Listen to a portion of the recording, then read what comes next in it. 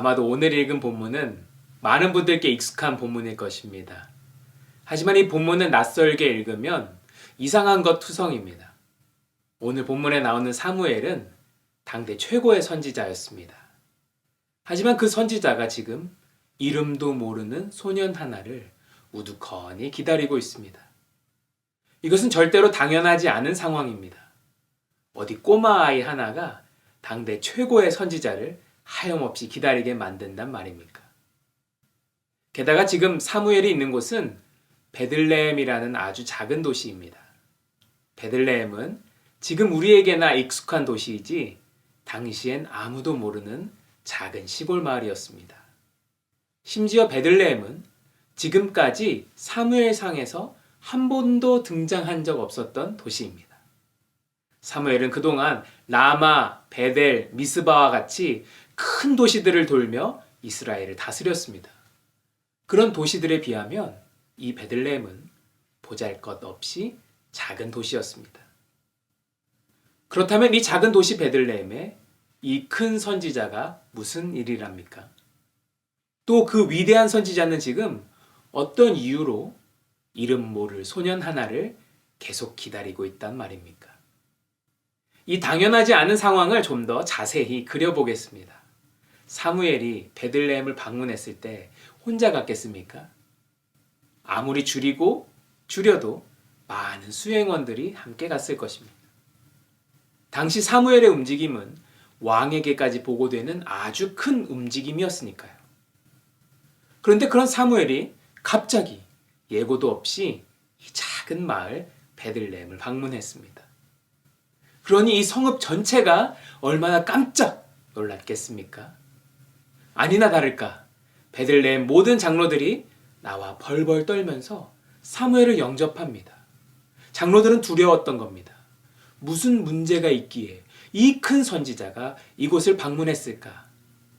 혹시 큰 재앙에 바람이 불어오는 것은 아닐까? 그 마음을 잘 아는 사무엘은 재빨리 그들을 안심시킵니다. 나는 여호와께 제사하러 왔는데 우리 함께 제사드리자. 그리고 이 제사에 이 도시에 사는 이새와 그의 아들들을 초대하고 싶다.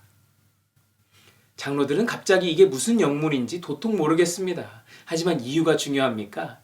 장로들은 서둘러 제사를 준비하고 이새와 그의 아들들을 불렀습니다. 이새와 아들들도 당황스럽긴 마찬가지였습니다. 다른 모임도 아니고 제사에 초청이 된 것이었으니까요. 그들은 몸을 깨끗이 씻고 정결한 옷을 입고 가야 했습니다. 모든 것이 급박하게 빨리빨리 움직였을 것입니다. 특히 이새의 집은 난리도 아니었을 것입니다. 저는 한 집에서 겨우 아들 둘, 딸 하나 이렇게 셋을 키우고 있는데요. 나이가 10살, 8살, 6살입니다. 그런데 얘네들 데리고 주일 아침에 교회만 가려고 해도요. 난리입니다. 더욱이 저희 교회는 작년까지만 해도 예배 장소를 빌려서 사용했거든요. 그래서 매 주일 교회의 모든 짐들을 제 미니밴에 싣고 다녔습니다. 그렇게 겨우겨우 짐을 실으면 이제는 아이들을 차에 태워야 하죠. 근데 잘 아시겠지만 애들은 차에 잘 안 탑니다. 뭐 그리 꾸물꾸물대고 뭐 그리 하고 싶은 게 많은지 차에 잘 안 타요. 꼭 주일 아침부터 소리를 질러야 타죠. 그렇게 두 아들을 겨우겨우 차에 태워놓으면 이번에는 막내딸이 문 앞에서 울고 있습니다. 왜 그러니 물으니 이 옷 입고 교회 가기가 싫답니다. 정말 주일 아침마다 난리도 아닙니다. 근데 지금 이 집은요. 오늘 본문의 이 집은 아들만 7이 나갈 준비를 하고 있습니다. 2세까지 8 남자가 전부 지금 이러고 있었을 거 아닙니까? 여보, 그 옷 어딨어? 엄마, 내 벨트 어딨어? 아, 형, 빨리 나와. 나도 씻어야 돼. 아빠, 우리 뭐 타고 가? 마구간에서 말 꺼내 놓을까? 더욱이 지금 밖에는요, 다른 사람도 아닌 사무엘이 기다리고 있습니다. 갑자기 나타나서는 함께 제사를 드리자면서 밖에서 기다리고 있단 말입니다. 여러분은 이 상황이 상상이나 가십니까? 어쨌든 이새와 7 아들은 부랴부랴 준비해서 사무엘이 있는 곳으로 갔습니다. 그런데 사무엘은 무슨 이유에서인지 제사는 시작하지 않고 아버지 이새에게 아들들을 한 명씩 데리고 자기 앞으로 오라고 합니다. 영문을 모르는 이새는 맨 첫째 아들 엘리압부터 사무엘 앞에 데리고 갔습니다.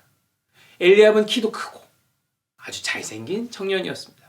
근데 엘리압을 본 사무엘의 행동이 이상합니다.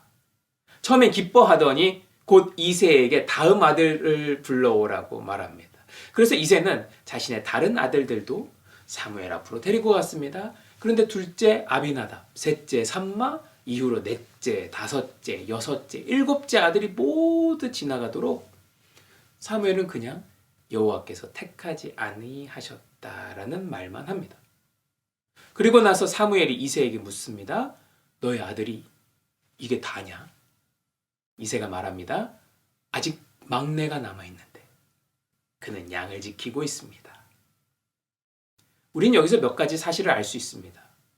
먼저 이새와 그의 7 아들들은 그 어느 누구도 그들의 막내, 즉 8번째 동생을 이 자리에 데리고 오려고 하지 않았습니다. 누군가 남아서 양을 지켜야 한다면 그것은 당연히 막내여야 했습니다. 오늘날에는 막내가 가장 많은 귀여움을 받기도 하지만 당시 문화 속에는 또 이 집에서는 그렇지 않았습니다. 가장 덜 중요한 아들이었죠. 게다가 이 8이라는 숫자는 당시 히브리 문화적으로도 중요하지 않은 숫자를 의미했습니다. 당시 이스라엘 사람들에게 7은 완전한 숫자였는데요. 때문에 8은 완전한 숫자로부터 하나 남는 숫자였습니다. 물론 역대상 2장을 보면 다윗은 이새의 7번째 아들로 나옵니다. 그것은 아마도 다윗의 형들 중 한 명이 이 일 후에 세상을 일찍 떠났기 때문이 아닌가 학자들은 생각합니다. 또 역대기라는 성경 자체가 유대 왕조의 정통성을 강조하는 성경임을 생각한다면 다윗을 기록할 때 차마 8번째라는 말을 적기 어려웠던 것 같습니다. 그래서 아마도 일찍 세상을 떠났을 형제 하나를 제외하고 다윗을 7번째라는 완전수에 맞추죠. 그게 역대상이었습니다. 하지만 사무엘상을 보면 다윗은 분명 8번째 아들로 나옵니다. 즉 이 8번째 아들은 이새의 아들들 중에 가장 어렸고 그 어떤 감동도 주지 못하는 아들이었습니다. 가족들마저 관심이 없었는데 그 도시에 누가 이 8번째 아들에게 관심이나 가졌겠습니까? 다시 말해 오늘 설교 제목 베들레헴 8번째 아들은 완전히 보잘것없었던 한 사람을 말합니다. 하지만 사무엘은 그 아들을 데려오라 합니다. 그래서 아직 이름도 모르는 그 소년을 이 나라에서 가장 존경받는 선지자가 기다리고 있습니다. 뿐만 아니죠. 사무엘과 함께 온 수행원들, 베들레헴의 모든 장로들, 이새의 7 아들 모두가 지금 다 기다리고 있습니다. 심지어 그들을 위해 차려진 이 진귀한 밥상이 식어가고 있는데도 말입니다. 자, 그렇다면 이제는 사무엘의 입장에서 오늘 본문을 좀 살펴보겠습니다. 사실 사무엘은요, 왕이 될 사람에게 기름을 부으라는 하나님의 말씀을 받아서 이곳 베들레헴에 와 있습니다. 하나님께서 왜 하필 이런 작은 도시를 말씀하셨는지 모릅니다. 게다가 아직 사울이 버젓이 왕 위에 있는데 왕이 될 사람에게 기름을 부으라니요. 사울이 알면 사무엘은 죽을 수도 있는 겁니다. 하지만 하나님께서 베들레헴의 이새의 아들들 중에 왕이 될 자를 보았다 하셨기에 사무엘은 지금 그 말씀에 순종해서 이 도시에 와 있습니다. 그렇게 겨우 베들레헴에 도착한 사무엘은 이새의 아들들을 하나씩 만나기 시작합니다. 먼저 첫째 아들 엘리압을 만났습니다. 엘리압이 멀리서 걸어오는데 그의 멋진 외모와 훤칠한 키가 돋보였습니다. 사무엘은 생각했습니다. 역시 여호와의 기름 부음을 받을 자가 여기 있구나. 그때 하나님께서 사무엘에게 말씀하십니다. 그의 용모와 키를 보지 말라. 내가 이미 그를 버렸노라. 내가 보는 것은 사람과 같지 아니하니 사람은 외모를 보거니와 나 여호와는 중심을 보느니라. 그리고 하나님은 같은 이유로 이새의 다른 모든 아들들을 지나치십니다. 이 일로 그곳에 모인 사람들은 한참을 더 기다려야 했습니다. 그리고 드디어 그 8번째 아들이 도착했습니다. 그때서야 하나님께서 사무엘에게 말씀하십니다. 이가 그다. 일어나 그에게 기름을 부으라. 하나님께서 보셨던 하나님을 중심에서부터 사랑하는 자가 바로 이 소년이었던 것입니다. 성경은 사무엘이 그 소년에게 기름을 부었을 때 비로소 이 막내의 이름을 소개합니다. 13절입니다. 이날 이후로 다윗이 여호와의 영에게 크게 감동되니라. 아무런 스포트라이트를 받지 못하던 도시 베들레헴에서 가족에게조차 관심과 인정을 받지 못했던 한 소년이 드디어 다윗이라는 이름으로 성경에 기록된 순간입니다. 그런데 여러분, 오늘 본문에는 이상한 부분이 하나 있습니다. 사무엘이 베들레헴에 도착했을 때 그는 자신이 그 도시에 온 이유를 이렇게 말했습니다. 5절입니다. 내가 여호와께 제사하러 왔다. 하지만 오늘 본문을 읽었을 때 그가 베들레헴에서 제사를 드렸다는 말이 나옵니까? 안 나옵니다. 본문 마지막 절인 13절을 보면 사무엘은 다윗에게 기름만 붓고 바로 라마로 떠납니다. 적어도 성경은 오늘 본문이 끝날 때까지 사무엘이 베들레헴에서 제사를 드렸다는 사실을 기록하지 않습니다. 그렇다면 하나님께서는 사무엘에게 상황 면피용 거짓말을 시키신 것일까요? 사울이 알면 너를 죽일지도 모르니까 사무엘아, 암송아지 하나 끌고 가서 그냥 제사하러 왔다 해라. 이렇게 사무엘에게 거짓말을 하도록 시키신 것일까요? 아닙니다. 이 본문엔 우리를 향하신 하나님의 놀라운 구원 계획이 들어 있습니다. 여러분, 하나님이 말씀하신 그 제사를 누가 완성시키십니까? 이 다윗의 씨로부터 태어날 예수 그리스도. 먼 훗날 이곳 베들레헴 마구간에서 태어날 예수 그리스도. 그분을 통해 이 완전한 희생 제사가 완성됩니다. 그 예수 그리스도께서 자신을 드리신 단번의 제사로 그 은혜로 말미암아 우리가 구원을 얻게 되었습니다. 그것을 생각하면 제사를 드리러 베들레헴에 왔다는 사무엘의 말은 모두 사실입니다. 그는 하나님의 말씀에 순종한 것뿐이지만 자신도 모르는 사이에 그 영원한 한 제사를 준비하러 베들레헴을 방문한 것입니다. 그리고 다윗의 몸에서 나실 한 왕을 위해 다윗에게 기름을 부음으로 제사장으로서의 그의 역할을 다합니다. 보십시오. 하나님의 계획은 얼마나 신비롭고 아름답습니까? 게다가 그 아름다운 계획을 이루시기 위해 하나님이 어디에 있던 누구를 사용하는지 보십시오. 아무도 모르는 깡촌의 작은 소년, 지극히 외딴 동네에 아무도 관심이 없던 8번째 아들, 그 소년을 사용하십니다. 그렇습니다. 우리 하나님의 눈은 그 어디에나 계십니다. 그리고 우리 하나님의 눈은 보시지 못할 것이 없습니다. 보다라는 동사는 오늘 이 본문을 이끌어가는 아주 중요한 동사입니다. 오늘 본문 16장 1절에서 하나님은 이렇게 말씀하십니다. 너는 뿔에 기름을 채워가지고 가라. 내가 너를 베들레헴 사람 이새에게로 보내리니 이는 내가 그의 아들 중에서 한 왕을 보았느니라. 그래서 사무엘이 이새의 아들들을 볼 때 하나님 이렇게 말씀하시죠. 7절입니다. 사람은 외모를 보거니와 나 여호와는 중심을 보느니라.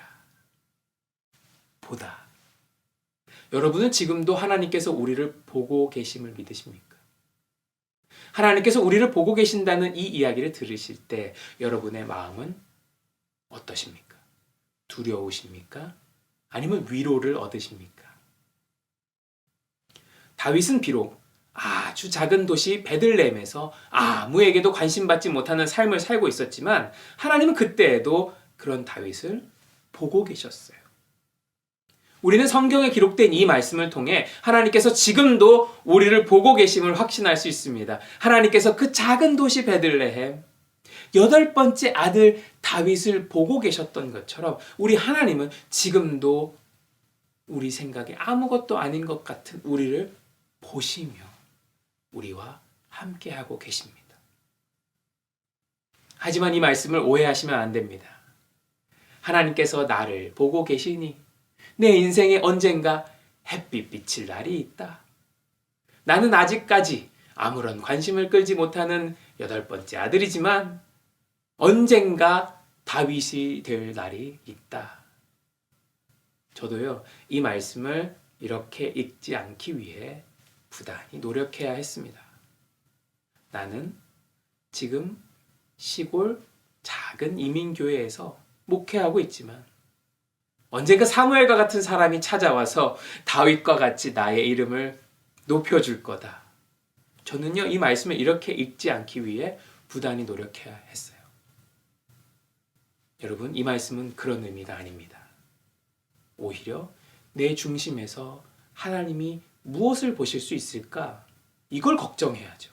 내가 있는 곳이 작네, 내 영향력이 작네, 내 능력이 인정을 못 받았네, 쟤네들은 잘 나가는데 내 하나님은 뭘 하고 계십니까? 이러고 있으면 하나님이 우리의 중심에서 무엇을 보실 수 있겠습니까?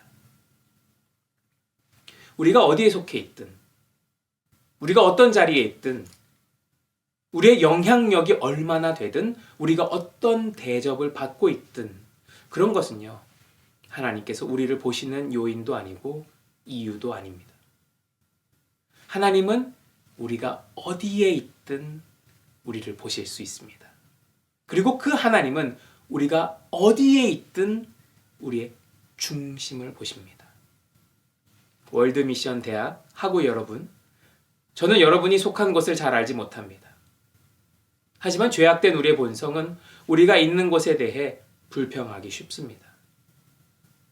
내가 다른 곳에 있었으면 내 능력을 더 발휘할 수 있었을 텐데 그렇게 생각하기 쉽습니다.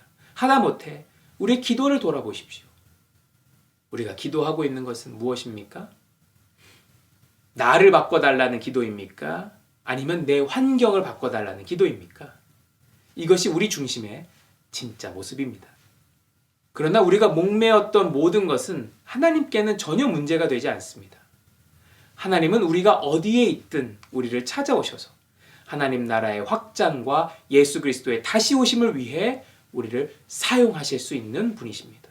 보십시오. 하나님은 아무도 관심 없던 도시, 아무도 관심 없던 8번째 아들의 중심도 보셨습니다.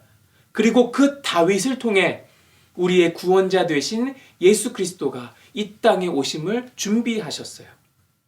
마태복음 2장 6절은요. 미가서 5장 2절을 인용하면서 이렇게 기록합니다. 또 유대 땅 베들레헴아 너는 유대 고을 중에서 가장 작지 아니하도다. 내게서 한 다스리는 자가 나와서 내 백성 이스라엘의 목자가 되리라 하였음이니이다.